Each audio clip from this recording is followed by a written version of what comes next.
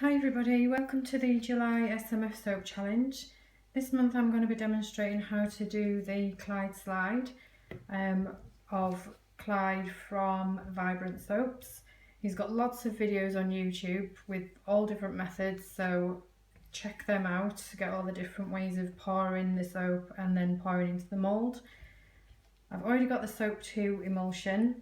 I'm using a jasmine and mint FO, so I was a little bit nervous. I didn't know if it was going to accelerate with it having a floral, but it's fine. And with my scent being white and green, I've decided to stick to the colours of white and green. So I'm going to do 4 equal colours. There's no limit to how many colours you do. You must have at least 2, but there's no limit. You can have as many as you want. So I'm going to try and make them as equal as possible.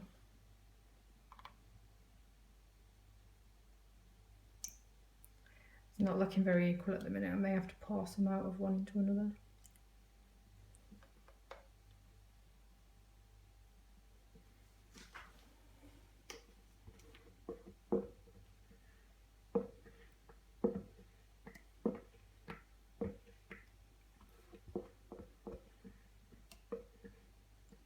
What I really like about this challenge is that there are so many different ways, because it's basically a variation of an in the pot swirl, and the way that you pour it into your pot and then the way that you pour it into your mould both has a massive effect on what the end result looks like.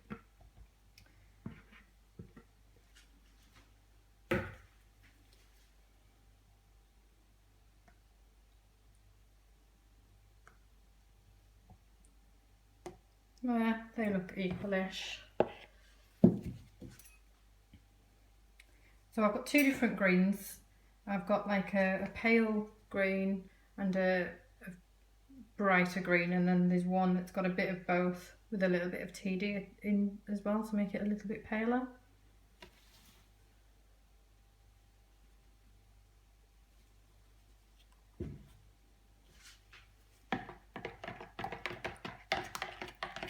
This is where I find out my green morphs or something.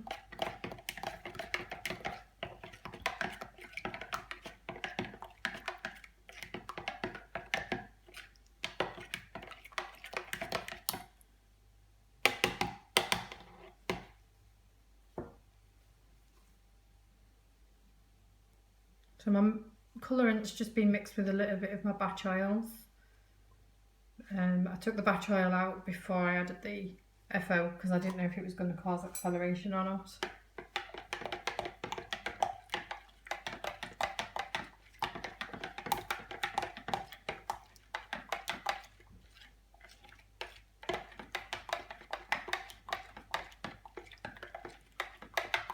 So the idea with this challenge is to get a feather in the swirl.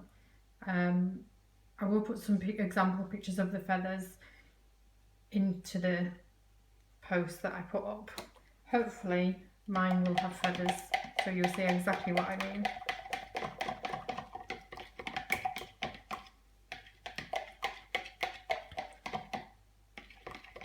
I'm not sure if all these greens look very similar.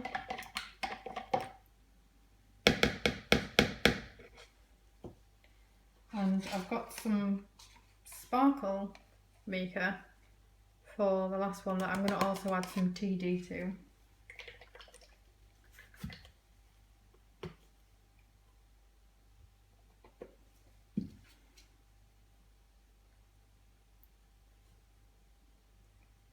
I always have my TD mixed with some oil already in a bottle. I find I use it quite a lot.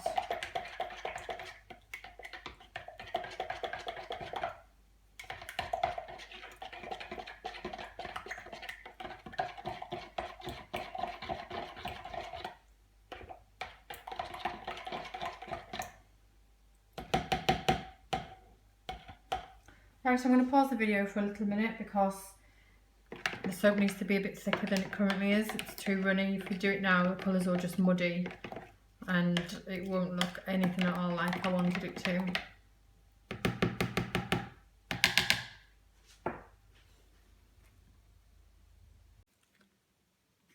Right, hi everybody, I'm back. So my soap took quite a while to get thick enough for me to be able to pour it without the colours getting too muddy. So you don't want it too thick, but you also don't want it that thin that the colours are just going to merge into one colour.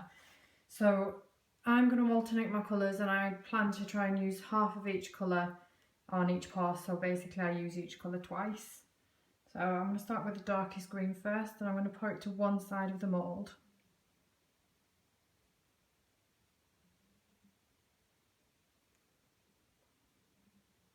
A bit more. There, that looks like it's about half. And then I'm going to go with the white in the same spot.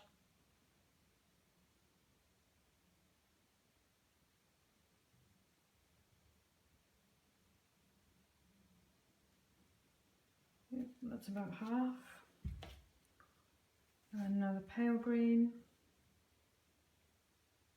You really can pour this any way you like. You don't have to pour in the same spot. You could pour in the middle like a bullseye. You could have started with a base colour in the pot and then poured your colours into it.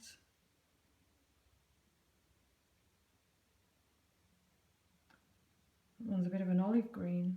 I don't know where that came from.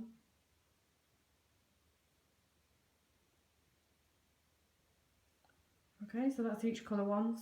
Back to the beginning.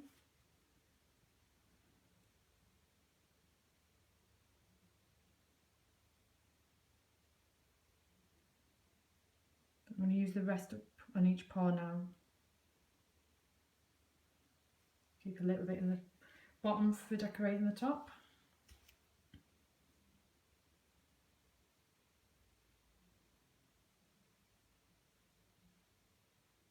I'm really surprised this didn't accelerate.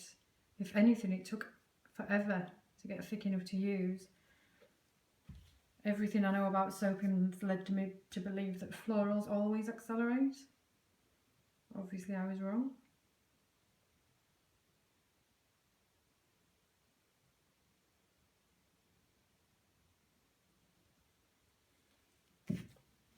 The last one.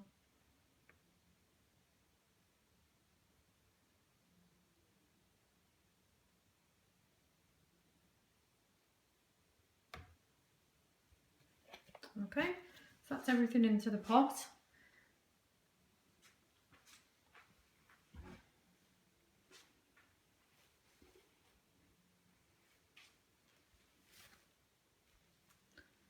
Now I'm going to do something that I've seen somebody do before using this technique, and I'm going to prop the end of my mould up so that it helps push the soap down to one end. Let's move that along so that you can see it.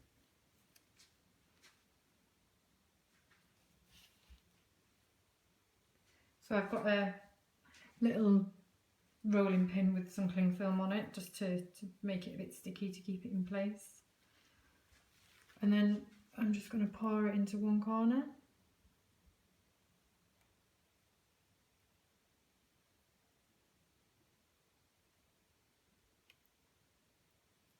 Oop, that's going behind.